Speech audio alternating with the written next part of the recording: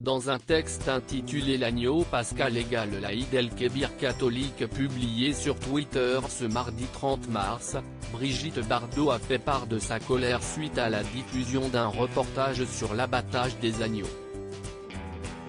Diffusé le 5 janvier dernier, le reportage l'a tellement choqué que 3 mois après je ne parle encore, explique la fervente défenseur des animaux. La nouvelle journaliste qui remplace notre Jean-Pierre Pernaut m'a fait frémir d'horreur avec un reportage intolérable, La mort d'agneau, développe la star en parlant de Marie-Sophie Lacaro aux commandes du JT de 13h de TF1 depuis le départ de Jean-Pierre Pernaut, fin 2020. Avant de surenchérir, cette journaliste nous montre quotidiennement des reportages sur les boucheries à croire qu'elle y touche un pourcentage. Brigitte Bardot, c'était une vision d'enfer. Le reportage en question montrait un horrible bonhomme armé d'une lampe frontale pénétrer dans le silence paisible d'une bergerie et choisir avec des coups de pied dans le corps quelques agneaux de lait qui dormaient auprès de leur mère.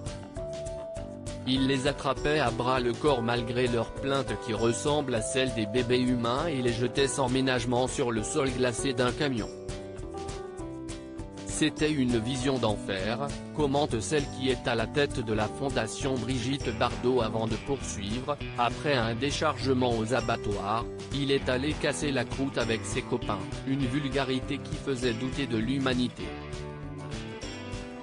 Dans son communiqué, Brigitte Bardot a ensuite évoqué la tradition catholique de l'agneau pascal, tout ça pour en arriver à Pâques, cette fête magnifique, qui hélas, entraîne avec elle le sacrifice de milliers de petits bébés agneaux qui doivent être servis le jour de Pâques en l'honneur de l'agneau pascal.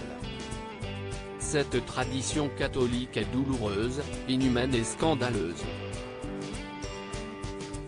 Et de faire un parallèle avec l'Aïd el-Kébir, les catholiques horrifiés lorsque je leur parle de l'Aïd el-Kébir, sont tout autant responsables de la mort encore plus atroce de milliers de bébés encore tout chauds de leur dernière tétée, gémissant et pleurant d'effroi, livrés à cette chaîne de torture d'où ils se débattent jusqu'au couteau qui tranchera leur petite carotide aux abattoirs.